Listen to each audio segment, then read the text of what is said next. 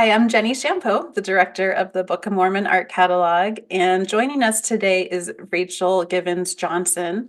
She is a postdoctoral fellow at the Neil A. Maxwell Institute for Religious Scholarship, and she studies themes of embodiment, immanence, and materialism in religious discourse of the 18th and 19th centuries.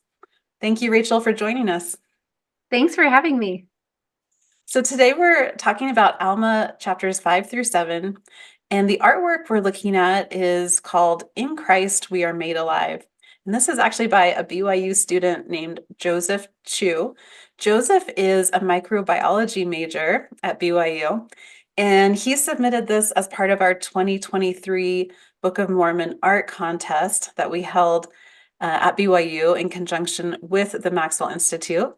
And this piece actually won our first place prize in 2023, which we'll get into the piece in a little bit, but it is a digital print. And so let me just first read the scriptures that Joseph said he that inspired this piece for him. So this comes from Alma chapter 5, and it's verses 14 and 15. And this is, by the way, this is Alma, the son of Alma, who's preaching in Zarahemla and reminding the people of what his father Alma had previously taught them. And he says, Behold, I ask of you, my brethren of the church, have ye spiritually been born of God? Have ye received his image in your countenances? Have ye experienced this mighty change in your hearts? Do ye exercise faith in the redemption of him who created you? Do you look forward with an eye of faith and view this mortal body raised in immortality, and this corruption raised in incorruption, to stand before God to be judged according to the deeds which have been done in the mortal body? So, Rachel, would you mind just first looking at this artwork with me, and how do you think it relates to these scriptures? How is it interpreting Alma here? Yeah, I was really arrested by this image when I first saw it. It's, not your kind of typical representative art. As I look at the image, I just see these kind of organic and geometric lines, conveying a kind of sense of life force, of arteries and veins and interconnectedness. It took me a couple glances at the image to see where one body stopped and the other started. And in fact, I think they're kind of melded in a really evocative way. So I love this image. To me, just conveyed in this kind of universal way the kind of nuts and bolts of embodiment and entanglement and Mm. sharing a kind of similar physical nature in terms of the intricacies and the pathways of our bodies, right? And Chu has added all this sort of hidden symbolism in the piece. Did you notice some of the tree of life symbolism in there? Yes, yeah, I was noticing, to me, I saw what looked like kind of leaves coming out of the head of Christ, and then you see an actual tree placed in that kind of halo or head Uh-huh. area. I'm not sure which Yeah, one is being represented, and yeah. just these kind of floral or botanical elements kind of scattered throughout the both figures. Yeah, yeah, I thought that was interesting. We don't in Tree of Life imagery, we don't often see Christ directly associated with it, but I think that is what the scriptures teach us, and that's what Nephi saw in his vision of the Tree of Life, that it's about Christ and the condescension of God. And I like the way that he's visualized that very clearly here. Yeah, Um, yeah.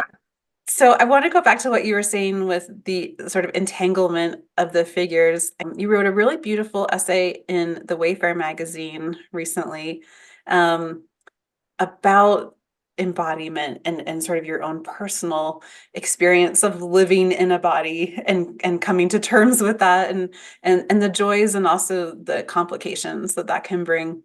How do you think embodiment might play into this piece? Yeah. So one thing I love about our Latter-day Saint faith is the premium we put on the body. And it took me a long time to kind of recognize this. I think it's very easy to fall back into these tropes of like spirit versus body or self versus other.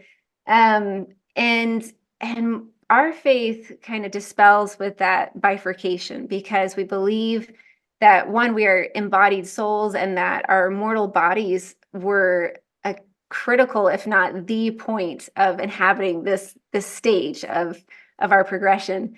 But it's a very some might call it like a monist idea of embodiment, where spirit and matter, really there's not a clear dividing line. Joseph Smith talked about spirit being more refined matter, and so there's this idea that they're really kind of inseparable.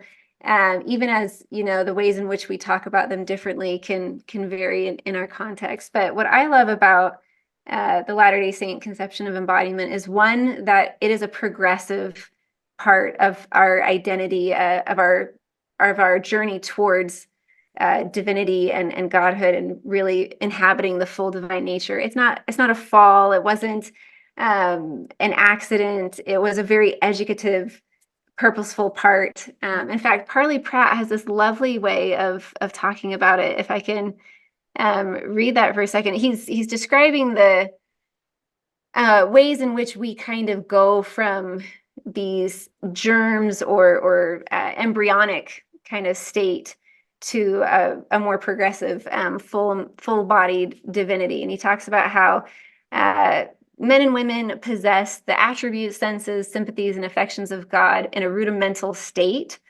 And these attributes are an embryo to be gradually developed. They resemble a bud or a germ which gradually develops into a bloom. And here I love the kind of associations with Joseph Chu's piece here, with the kind of tree of life, the blooming elements of the piece, and produces the mature fruit after its own kind. And it talks about the process of spiritual regeneration, where it is both, it is deeply embodied. He says it quickens the intellectual faculties, it increases, enlarges, expands, and purifies our passions and affections. It talks about how it develops beauty of person, form, and features. It gives health, vigor, animation, and social feeling. It strengthens and gives tone to the nerves. It's marrow to the bone, joy to the heart, light to the eyes, music to the ears, and life to the whole being. Hmm. And so I just find that just a really remarkably compelling vision of the Latter-day Saint approach to spiritual transformation. There is no real difference between the spirit and the body. It's kind of part of the same package. And I also think we can try to be attuned to the ways in which our bodies can sometimes be used to distance ourselves from each other, right? I'm here, you're there. Uh, Hmm. I'm enclosed in my own sensations. You have yours. But Christ, I think, in this image is breaking through that and showing how interdependent our embodiment is, and how this becomes the way in which we co-create shared experiences, and we move in the same world, and we share the same oxygen, and there's so many layers at which we are so entangled, and it's more of a fantasy to think of ourselves walking around in these body envelopes. I love, there's a couple of verses right before where Joseph picks up on verses 14 and 15, but a few verses before, in verse 7, it talks about Christ changing their hearts. He's awakened them out of a deep sleep. They awoke unto God. And so it's really this ongoing, right? This isn't just a culminating resurrection. This is like a moment by moment, day by day awakening, enlivening, resurrecting out of darkness into light, out of rancor into forgiveness, out of bitterness into compassion. There's just so many ways in which we are constantly being chained, as Alma talks about, chained Right. and in bondage, and Christ is regenerating and freeing us. And I find that really beautiful in both Joseph's portrayal of it here and in Mhm. Alma's discourse. Yeah, I love that. Thanks. So just to wrap up, let's just look at the piece a little bit. And I just would love to take a moment to have your response aesthetically to this. Yeah, well, it definitely, to me, is unique, and I think in part because it really, well, in part it's more abstract than our kind of Mhm. representational anthropomorphic depictions of Christ or the human body. And in a way, it forces you to defamiliarize yourself with what you think about embodiment Mm, by portraying it in such a different way. And so for me, it made me really think about that level of embodiment, the interconnection and the crisscrossing lines. And I love how he uses, both straight and kind of winding, organic, mhm. patterned and wild. I think it really captures Well, it made me think differently about embodiment. It didn't just kind of conform with my intuitive sense of it. It made me recognize more clearly the intricacy and complexity and that kind of entanglement as we see Christ's body connected to ours. Yeah, I totally agree. And even the symbolism of red as, I mean, in this case, making me think of like the redeeming blood of Christ. Yeah. But the way that red kind of flows between the figures almost, I mean, I don't know, it almost makes me feel like a mother and baby, like the way, Yeah. and you actually, I think, pointed this out in your Wayfair essay too, these ideas of Christ almost being like maternal in a way, in the way that he nurtures us.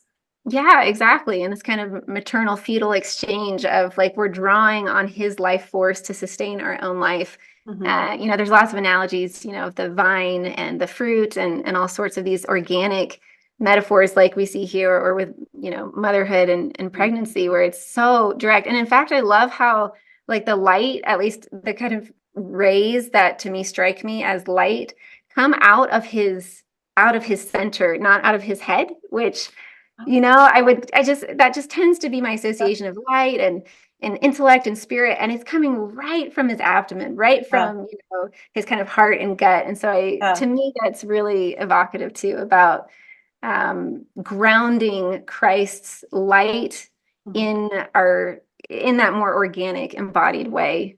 Yeah, that what you said makes me think about how so many scriptures talk about his bowels of mercy. Maybe this is Yeah, like a visualization of his mercy. yeah, Oh, thank you for pointing that out. Anything else you'd yeah. like to add? Just how much I love it, and I appreciate Joseph sharing his vision. I find it so expansive and provocative in the way it makes us think about our relationship to Christ and embodiment. And I really love it. Great. Thank you so much, Rachel. You're welcome. Thanks for having me.